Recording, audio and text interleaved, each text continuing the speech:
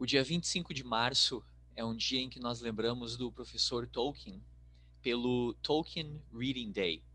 E hoje eu vou ler um trecho do capítulo Inside Information da obra The Hobbit.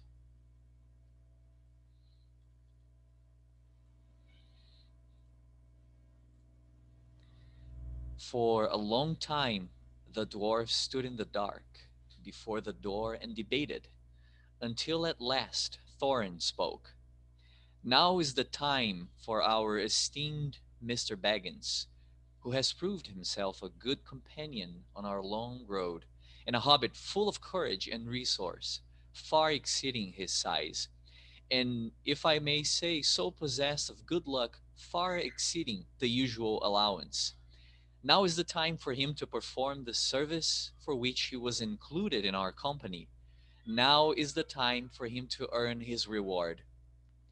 You are familiar with Thorin's style on important occasions, so I will not give you any more of it, though he went on a good deal longer than this.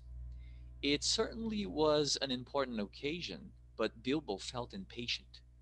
By now he was quite familiar with Thorin too, and he knew what he was driving at. If you mean you think it is my job to go into the secret passage first, O Thorin, Thrain's son Oakenshield, may your beard grow ever longer, he said crossly. Say so at once, and have done. I might refuse. I have got you out of 2 masses already, which were hardly in the original bargain. So that I am, I think, already owed some reward. But third time pays for all, as my father used to say, and somehow I don't think I shall refuse. Perhaps I have begun to trust my luck more than I used to in the old days. He meant last spring, before he left his own house, but it seemed centuries ago. But anyway, I think I will go and have a peep at once and get it over. Now, who's coming with me?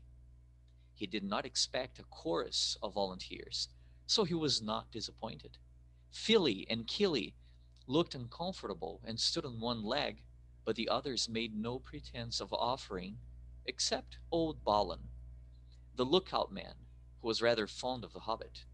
He said he would come inside at least, and perhaps a bit of the way too, ready to call for help if necessary. The most that can be said for the dwarfs is this: they intended to pay Bilbo really handsomely for his services.